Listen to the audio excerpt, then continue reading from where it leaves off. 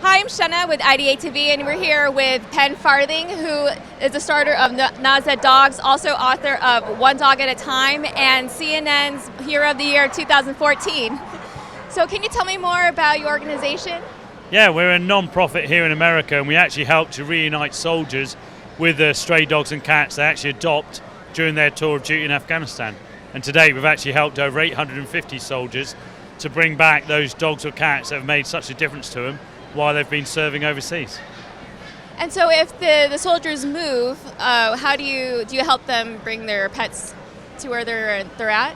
Yeah, I mean, basically if the soldiers on their forward operating base, a remote camp somewhere in Afghanistan, they end up looking after a puppy or a kitten, and at the end of their tour of duty they just can't bear to leave it behind. That animal, much like everybody here at the expo today, has just become part of their family. So they come in they get in touch with us.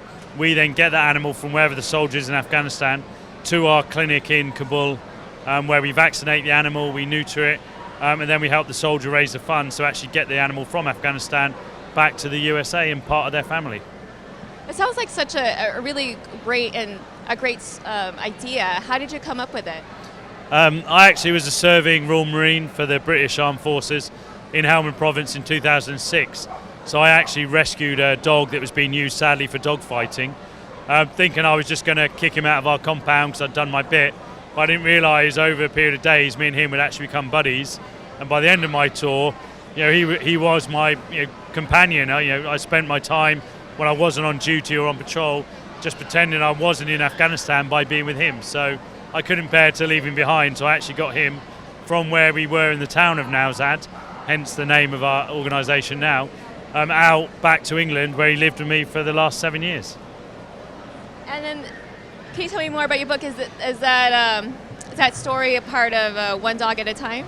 Yeah, this is the story of Nowzad, that original dog, and how I actually got him from where we were in Afghanistan back to England. Basically tells his tale, excuse the pun, but how he was rescued and how it all started, and all the money from the book sales go into doing what we do and make difference for other soldiers in Afghanistan.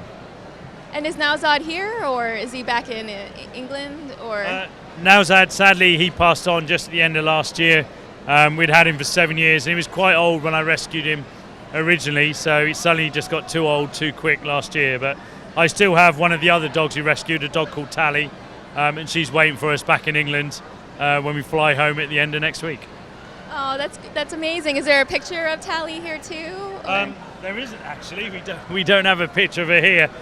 We just have all the other rescues that we've helped. This actual dog here is called Lunch, and this was rescued by a US soldier who now lives in Dallas, Texas. And this dog was just part of this soldier's family while he was out in Afghanistan, and they were together for nearly 9 months.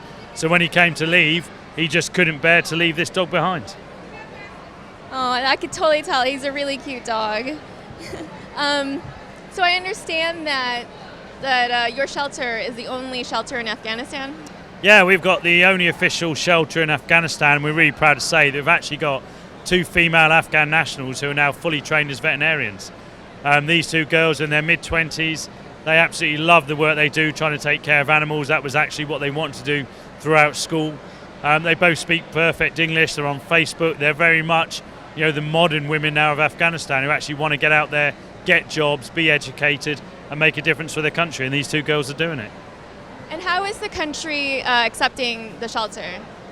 Yeah, I mean, actually now we reckon probably about 75% of our clientele at the Nowzad clinic in Kabul are actually Afghan nationals. Some of them are just as crazy about dogs as people are here today at the expo. The dogs are their pride and joy, and they'll bring them in to be cared for, knowing that it can now have vaccinations. If there is anything wrong with their animal, we can help to treat that. And we had just a little old lady come in just a couple of weeks ago with her 2 little kittens, and she was besotted by these kittens, and she wanted them vaccinated and make sure she was doing everything that was right for them. So it's great to see people of Afghanistan able now to look after their animals. Like vets who are interested in having a pet, what would you recommend? We always recommend that if people are going to adopt, there's loads of shelters here in America, that are just overflowing with dogs, loving dogs that need homes. So we do ask that people go and visit their local shelter. They do want to look at some of our dogs in Afghanistan. They can help us fund the work we do. by visiting our website, nowzad.org, nowzad.org. And if they really are determined to have one of our Afghan dogs, then we do have some loving dogs out in Afghanistan that really could do with a loving home. Great, thank you very much, Pen, for talking with me. Thank you. And I'm Shenna with IdeateTV.